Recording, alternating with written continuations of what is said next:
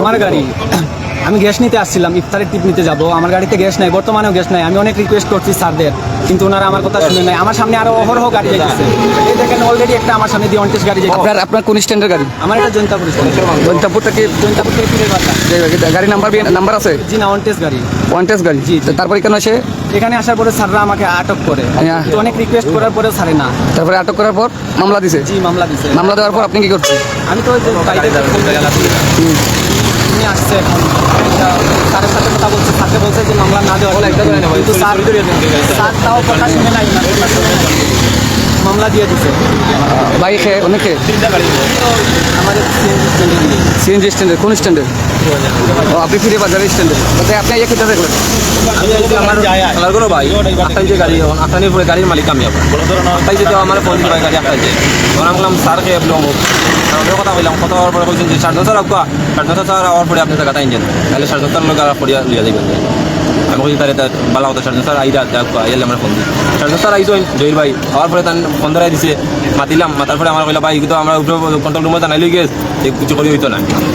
আমি বললাম বালা কথা ভাই হইতো না, এই কিতা কন্ট্রোল রুমে জানাই গেছে, আমি তো সারাদিন তুই জানাবো, খালি আপনি এই মামলা করার কথা, আপনি না যারা গাড়ি ছুটেন না, আমি তো আপনার অপেক্ষায়। এখন আপনি এখন আমরা কন্ট্রোল রুমে থেকে আপনার ফোন যাবো হয়েছে, এটা তো ভাই আমার গাড়ি, খালি আমার গাড়ি গাড়ি কি নাম্বার বিহীন না? ওয়ান্টেড গাড়ি মানে কাগজপত্র নাই? এগুলো কি পুলিশ ডিউটি করে? আপনারা কি পুলিশ ডিউটি করেন? পুলিশ ডিউটি প্রত্যেক মাসে আমরা স্ট্যান্ডে 12টা গাড়ি যায়, 12টা গাড়ি ফাড়িতে আমরা ডিউটি দিই প্রত্যেক মাসে 12টা গাড়ি আমার স্ট্যান্ডের গাড়ি যায়।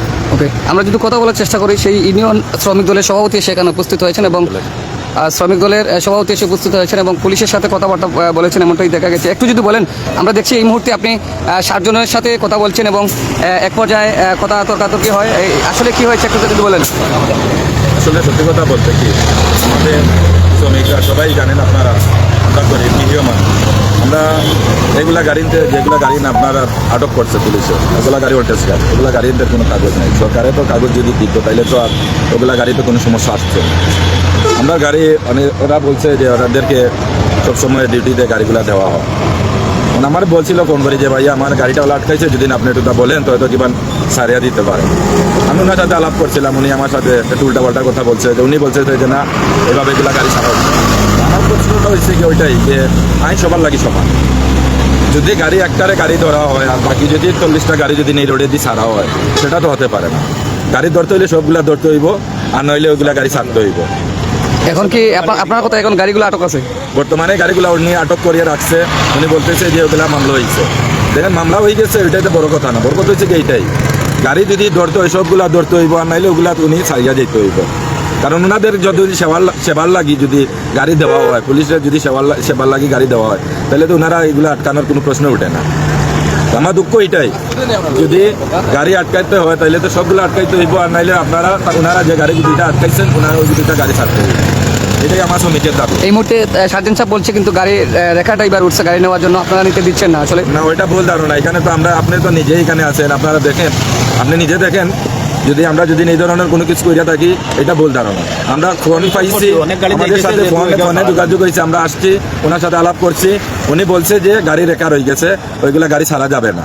তো ভালো কথা, ছাড়া যাবে না এটা তো আমার প্রশ্ন না, প্রশ্ন হচ্ছে কি আপনি মামলা করতে পারেন, এটা আপনার এখতিয়ার আছে, হইলে তো আইন তো সবার লাগি সমান, ব্যক্তি একজনের সাথে তো এগুলা সমস্যা আসতেছে।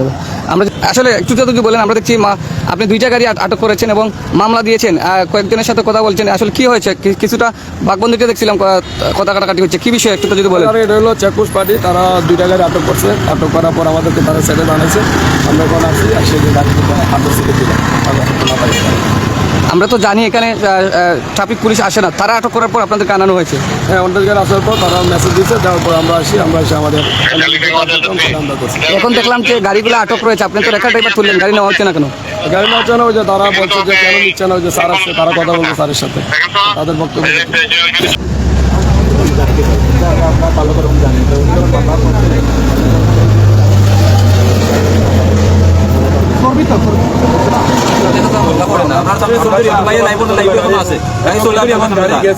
প্রত্যেকটা গাড়িগুলো আপনারা আমি যদি আমার 2টা গাড়ি আটক হয়, আমার লোকের ভাই যদি দিতে পারে আমি দিতে পারতাম না, আমার বলে আইন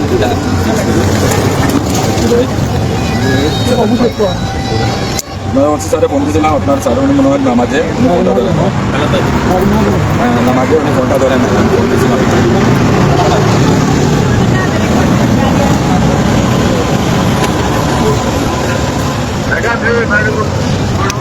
আমরা দেখেছি এই মুহূর্তে সেই থানা থেকে তাদের সিনিয়র অফিসার এসেছেন এবং এসে যিনি এখানে এসে পরিচয় দিয়েছেন সেই ইউনিয়ন শ্রমিক দলের সভাপতি, সেই সভাপতির গাড়ি নিয়ে যাওয়ার জন্য এসেছেন এবং নিয়ে যাবেন এমনটাই বলেছেন এবং বলছেন যে এখানে সেই আইন প্রয়োগ করলে সবার সাথেই করতে হবে এবং সেই গাড়িগুলো দিতেই হবে, না নিয়ে যাবেন না, এমনটাই বলেছেন। আমরা সেখান থেকে তুলে ধরার চেষ্টা করছি।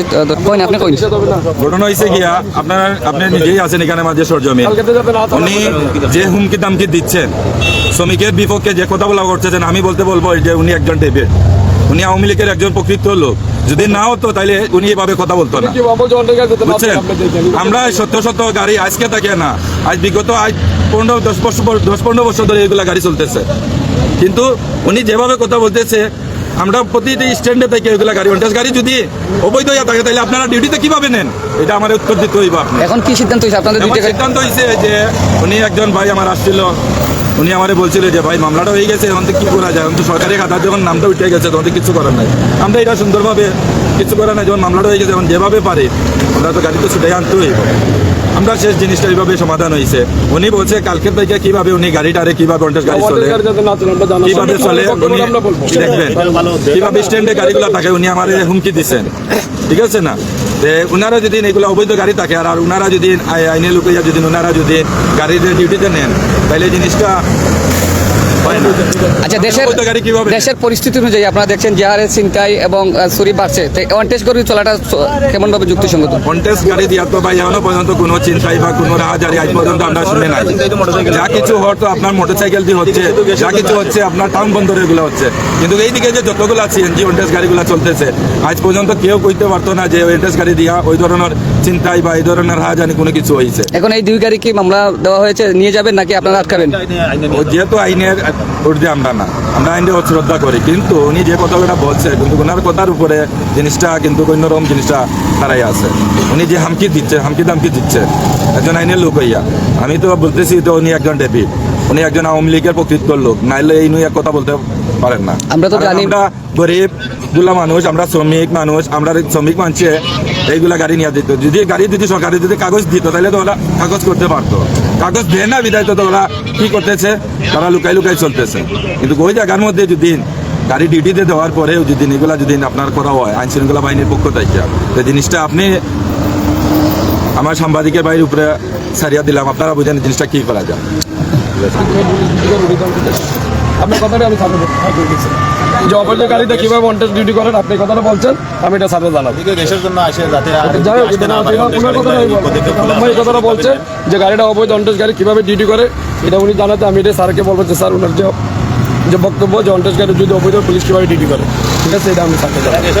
গেছে শুক্রবারের আগের শুক্রবারে সেম 2097 একটি রিসিট দিয়ে এরকম অবস্থা একটা মামলা প্রয়োগ করেছে, তারপর কিন্তু সেই রাস্তা বন্ধ করে আন্দোলন ছিল, বাদে সেনাবাহিনী এসে সেই আইন প্রয়োগ করে রাস্তাটা ক্লিয়ার করে দেয়।